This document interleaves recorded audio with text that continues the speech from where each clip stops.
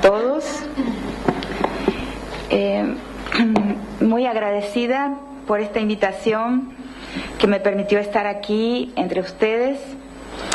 Esta iniciativa de realizar un tribunal me parece excelente y es una oportunidad muy grata y muy única que tenemos de encontrarnos y emocionarnos juntas, como en los mejores tiempos en que los feminismos no se habían entregado tanto como hoy a un cotidiano tecnocrático donde el esfuerzo mayor pasa por la elaboración de proyectos para conseguir fondos e informes sobre su utilización. O sea, es un momento único, ¿no?, en que uno recupera esa emoción del vínculo entre nosotras, ¿no? Y también recupera la justicia para nuestras propias manos, ¿no? Espero que este tribunal nos ilumine para pensar más, para reflexionar bajo nueva luz, para revisar mejor muchos de los presupuestos con los que trabajamos, ya casi por costumbre, y que podamos someterlos a la duda y a un ojo crítico siempre renovado. Si tuviéramos que construir una alegoría gráfica, pictórica del mundo de hoy, en esta modernidad avanzada, la alegoría sería una de esas pirámides de circo invertida, donde una a una se van superponiendo hileras de equilibristas hasta armar un edificio completo de gentes a duras penas superpuestas, pies sobre cabezas, estrato sobre estrato, pero allá abajo, en su fundación, en la base de la pirámide, yacería, sustentando el edificio todo, un cuerpo de mujer. Muchas veces me imagino esa estructura porque me parece ser lo único capaz de explicar por qué permanece imposible algo que parecería tan simple de realizar como retirar a la mujer de la posición de subordinación en que se encuentra, de la posición castigada, subyugada, agredida en que se encuentra, impedir que continúe siendo violada, traficada para la trata, cosificada y desmembrada por el ojo del lente mediático. No sería una tarea difícil. Bastarían unas pocas acciones, unas pocas medidas, intervenciones puntuales, un poco más de leyes, pero no algo tan complicado. Y sin embargo, por alguna razón, no se puede. Se presenta imposible. Nunca hubo más leyes, nunca hubo más clases de derechos humanos para los cuerpos de seguridad, nunca hubo más literatura circulando sobre derechos de la mujer, nunca hubo más premios y las mujeres continuamos muriendo.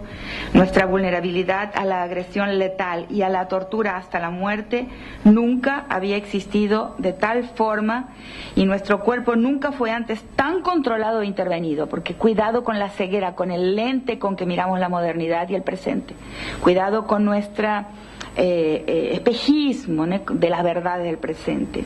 Yo creo que la mujer hoy es tanto o más vulnerable de lo que nunca fue. Veamos, por ejemplo, y la tarde de ayer fue inspiradora, ¿no?, la vigilancia sobre el aborto. Sintomáticamente nunca fue tan cerrada y obsesiva como hoy. En la modernidad avanzada, en el capitalismo avanzado. Por mucho tiempo, y desde el siglo XIX, las leyes de diversos países atenuaban el crimen de aborto y hasta el infanticidio, con la figura que ayer se mencionó aquí del honoris causa, o sea, cuando las mujeres invocaban la defensa de su honor. También en la fase puerperal, que luego algunos feminismos consideraron como inadecuado para hablar de la diferencia biológica femenina y lo retiraron. Un error enorme, ¿no? Por ejemplo, el feminismo de mi país, de Argentina, que retiró el atenuante sobre infanticidio, diciendo que no existen las hormonas, que no existe la acción bioquímica en el cuerpo femenino, y con eso nos privó de un importante elemento. Y el tema del infanticidio, por ejemplo, la acusación de infanticidio indígena, en este momento en Brasil es un tema central en el que están siendo criminalizadas las mujeres de las aldeas indígenas. O sea, ese es un gran tema hoy en día en Brasil. Entonces tenemos la idea de un avance porque hay una inflación legislativa o porque hay más ley, porque hay una multiplicación de las leyes, una multiplicación de los refugios, una multiplicación de las políticas públicas, pero, por ejemplo, en Brasil muere una mujer asesinada cada 2 horas. lo que es un número absurdo, o sea, y la tortura hasta la muerte de las mujeres es una novedad de las guerras contemporáneas, o sea, de las nuevas formas de la guerra. O sea, tenemos novedades de ese maltrato y una letalidad exacerbada en el presente.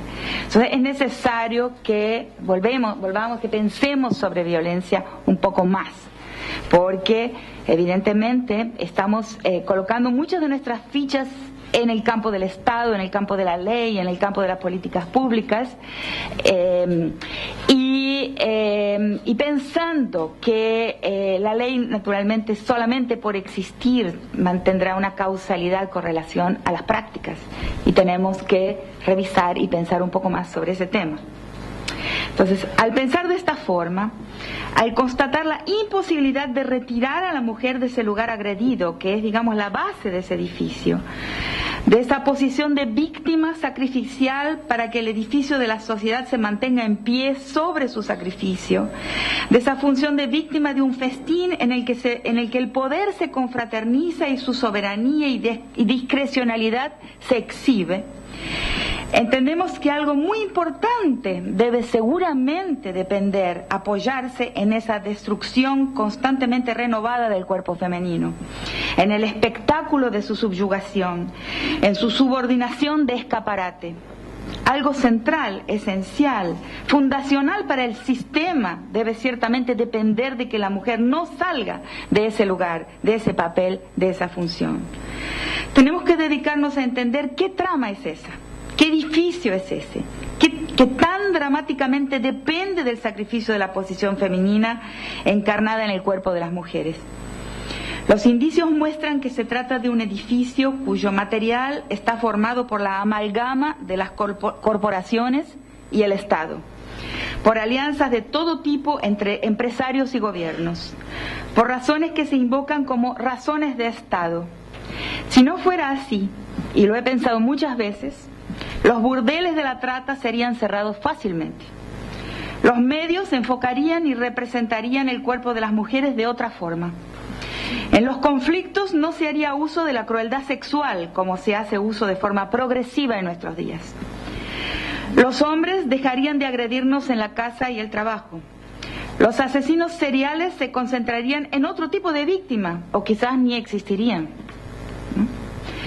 ¿Por qué? Por ejemplo, el caso, ¿no?, del álgido, ¿no?, que uno no puede dejar de mencionar, del asesino de Bilbao, justo coincidiendo con la reunión de este tribunal. Bueno, usted puede decir es un ser anómalo, un sociópata, una anomalía psíquica y social. Pero a pesar de eso, de su pérdida de límites, aflora un contenido que es colectivo en él. Aflora un contenido que está en la mentalidad compartida de toda la sociedad, que es la misoginia y el racismo. Sus víctimas no son cualquier persona, no son los hombres pelados, no son los hombres bajitos, no son sus vecinos de la otra cuadra, son víctimas precisas que expresan la frontera de la raza y del género. Entonces, si sacáramos, si entendiéramos ese edificio, habría menos seriales como este, o los seriales que hubiera dedicarían sus fuerzas a otro tipo de víctima. No habría pornografía. Los trabajos y actividades de las mujeres tendrían el mismo valor y prestigio que los trabajos y actividades de los hombres. Ganaríamos lo mismo que ellos. Abortaríamos cuantas veces nos viniese en gana, lo juzgásemos necesario y sin dar explicaciones. Y todas las relaciones, sin excepción, serían más igualitarias. Pero algo hay que no entendemos completamente y que tenemos la obligación de hacer todavía un mayor esfuerzo por entender, que no nos permite salir de ese lugar a riesgo de que el edificio todo de la sociedad que conocemos se desarticulara y se desmoronara. De algo tengo certeza: para pensarlo tenemos que desguetificar el problema de la mujer, pensarlo entrelazado como cimiento y pedagogía elemental de todas las formas de poder y subordinación: la racial, la imperial, la colonial, la de las relaciones centro-periferia, la del eurocentrismo y las otras civilizaciones, la de las relaciones económicas. Aunque sea cómodo, agradable, emocionante tener estos momentos juntas, Tenemos que inventar una manera de salir del gueto, desguetificar teóricamente nuestras cuestiones y pensar el problema de género en su relación y posición dentro del gran edificio de las opresiones múltiples. También quiero llamarles la atención hacia el hecho de que, al hablar de la complejidad de este edificio que se sustenta en el sacrificio de las mujeres, necesitamos también revisar la explicación por el odio, es decir, la corriente de ideas de los crímenes de odio. No que el odio no intervenga en los crímenes, pero el odio no es otra cosa que un epifenómeno derivado de esa estructura a la que vengo refiriéndome. El odio no es causa, sino ya efecto. Y me gustaría advertirles que toda monocausalidad, sobre todo cuando remitida a la afectividad, a la intimidad, a los estados de ánimo, a la interioridad psíquica de los agresores, como el odio, debe ser mirada con sospecha. Puede haber odio, pero ese odio ya es un derivado de una compleja escena que tenemos obligación de intentar entender para poder así hacer caer las estructuras que la sustentan. Desconfiemos de las explicaciones simplificadoras y monocausales. Crímenes de odio es una expresión muy accesible, muy próxima al sentido común, muy descriptiva, pero aniquila el problema antes de resolverlo. Si consiguiéramos librarnos de los análisis simplificadores y entender la complejidad del edificio social que el sojuzgamiento ostensivo de la mujer sustenta y mantiene en pie, conseguiríamos acceso y capacidad de acción en el centro de gravedad de un edificio jerárquico y opresivo. Y si pudiéramos salir y dejar vacío ese lugar, ese edificio se derrumbaría. No es fácil, como sabemos, y con formas de accionar variadas, muchas de nosotras estamos intentando y hemos ya probado maneras diversas de corrernos, haciéndonos a un lado, viendo la estructura estremecerse, pero infelizmente sin éxito todavía en ese intento.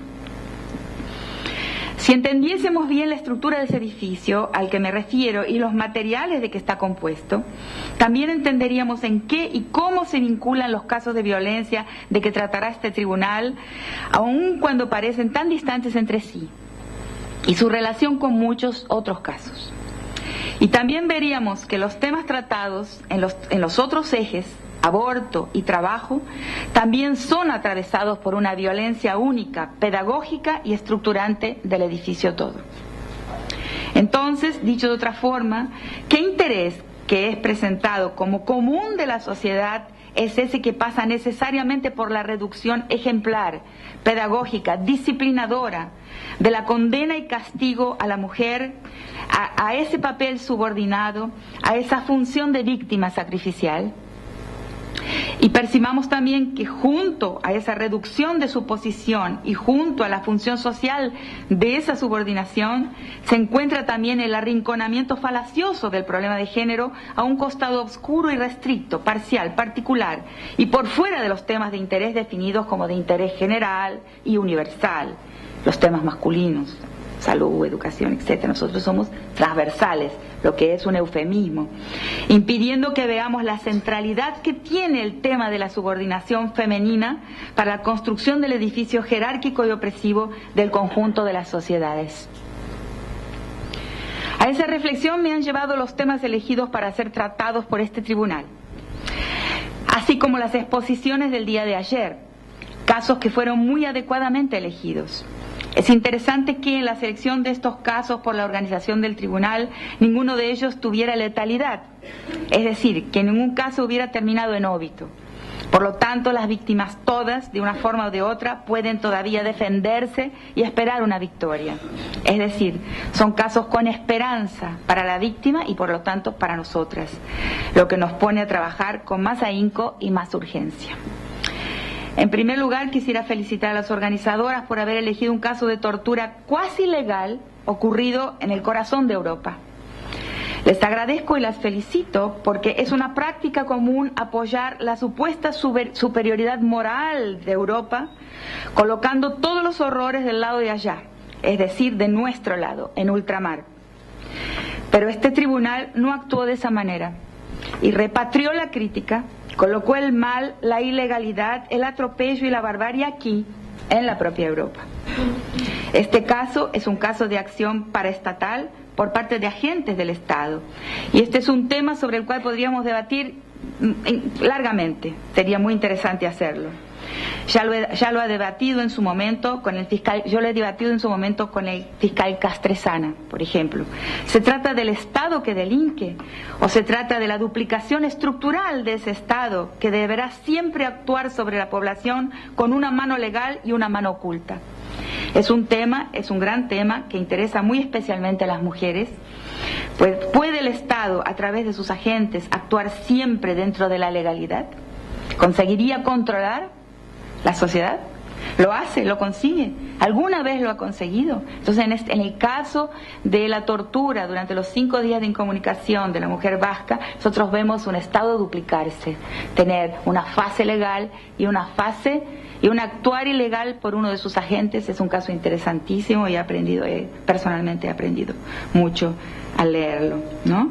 Aquí me remito a autores como Eugenio Raúl Zaffaroni con su obra El enemigo en el derecho penal, analizando la doctrina jurídica del alemán Gunther Jacobs, que es completamente contemporánea, pero tiene ecos clarísimos de la doctrina jurídica de Carl Schmitt, en la que se sustentó el nazismo.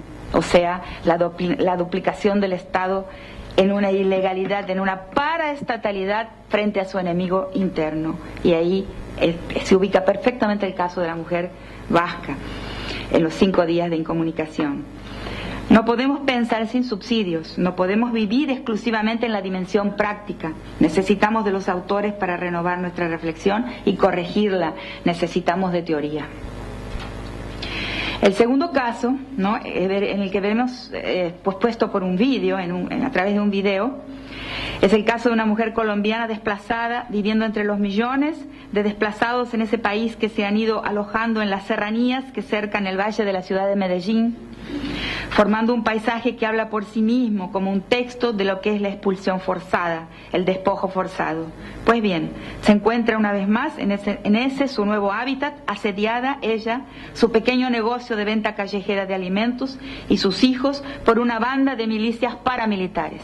De nuevo, ¿no?, la guerra, ¿no?, la paraestatalidad acobertada y refugiada y protegida por el Estado.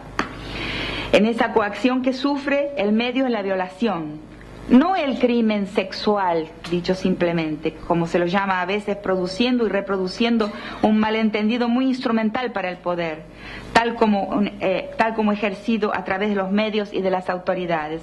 No un crimen sexual, sino una agresión por medios sexuales.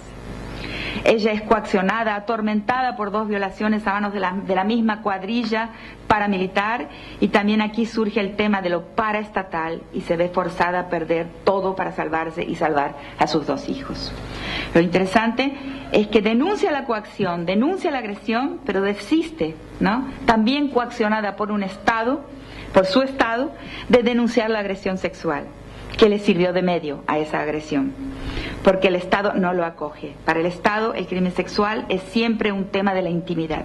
Aunque digamos que no, aunque legislemos, aunque haya personas dentro del campo del derecho, pero en el Estado es incómoda siempre esa agresión que pertenece al orden de la intimidad. Es un tema de la particularidad de las mujeres y somos siempre en nuestras quejas empujadas a ese lugar. Entonces, el otro caso, no los estoy exponiendo en el orden en que van a aparecer, es el de una joven que se defiende de la agresión física de su compañero y por eso es procesada y condenada.